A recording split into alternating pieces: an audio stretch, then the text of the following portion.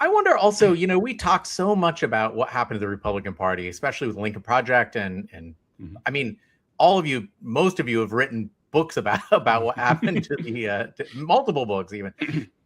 But I wonder if it feels like, that generation, the generation that is my parents' generation, they were born in the 40s and maybe early 50s.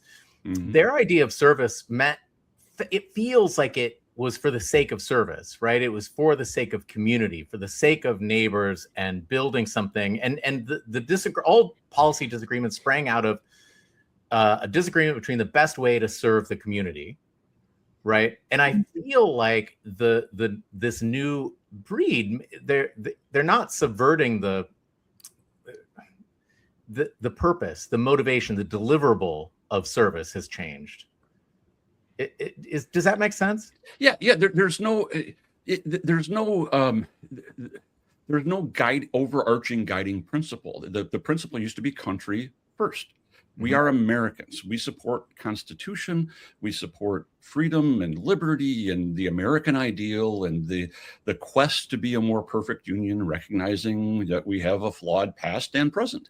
And that has been jettisoned where it is partisanship first. You are loyalty to the tribe above all else. And that is, it's a symptom that's manifesting in both parties. It is metastasized in the Republican Party. It has killed what made the Republican Party a stable, sane, center-right faction that counterbalanced the sane, stable center-right or center-left faction. That's what our politics demands. When it's played between the 35-yard lines where most American voters live their lives, not just their political life, but their lives, they're not just friends with people who agree with everything that they believe in politically. You have a different, I think the tax rate should be X. You think the tax rate should be Y. I hate you. That's nonsense, right?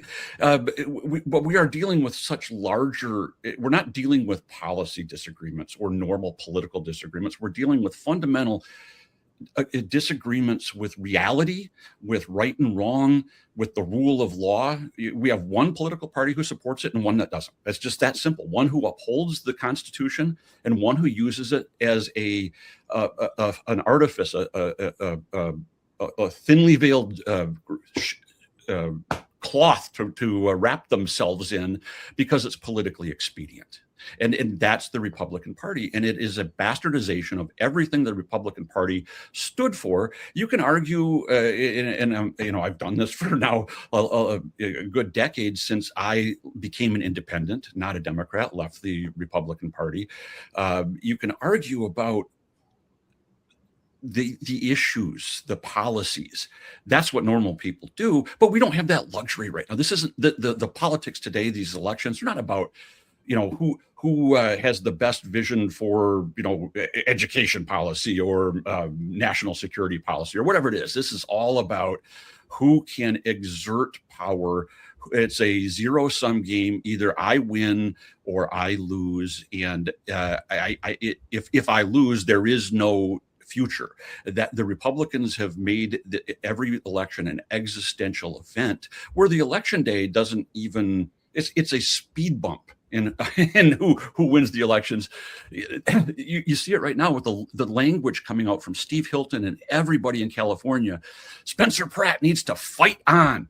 There's no fight. The fight ended when the polls closed. That's it. That's it. Lost. Now it's math. It's math. You don't fight math. If you fight the counting of ballots, you are an authoritarian. You are anti-democracy. You are trying to stop the people's expression, deny people their franchise. You might not like the way California does it. I can't say that I do. It seems, Pony Express, whatever. It takes too long. But it's the law. They're not doing anything but counting votes. There is no fight. There is no continuing campaign. But the Republicans writ large think that there is. And that's the way they fight every election.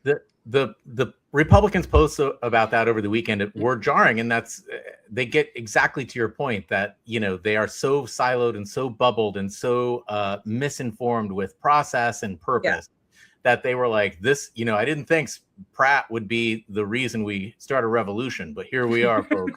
I mean, really? It's just insane. Really? California is as blue as Mississippi is red.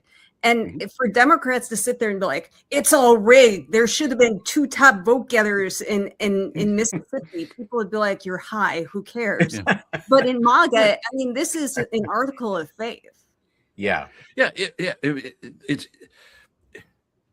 they are just so insane. Just if what I want to happen doesn't happen, then it is rigged, it is stolen. If my warped sense of reality, or not even warped, is what I hoped for. Let's just say I hoped that if a voter hoped that Steve Hilton would win, he didn't. That's what happens.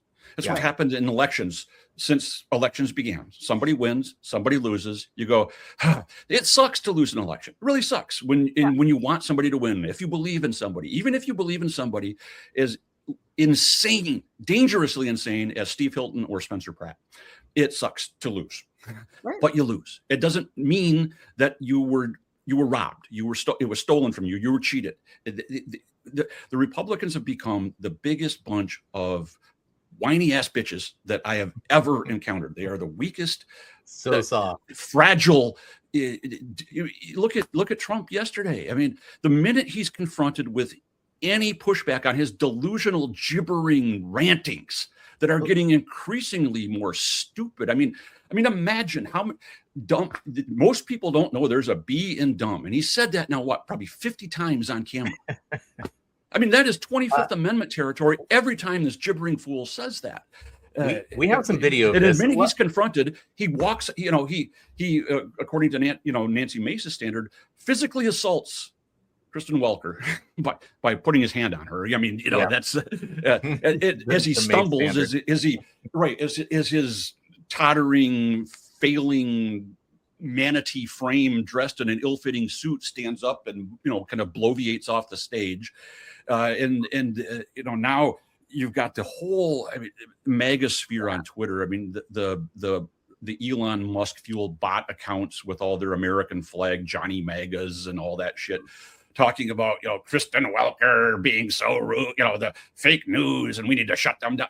They're all in lockstep chorus, trying to shut down the free press. I mean, the White House has an officials enemies list on the White House website with people like Rick Wilson and Liam Neeson, the not the actor, but the guy from Twitter, Twitter, Liam Neeson, Liam Neeson, and others on. I mean, it is Joseph Goebbels would go, "Oh my God, you people are over the top. I mean, you are just you are making a true propagandist look like a ham-handed ass clown." And that's what the White House is doing. Goebbels is like, enough, guys, enough. Okay.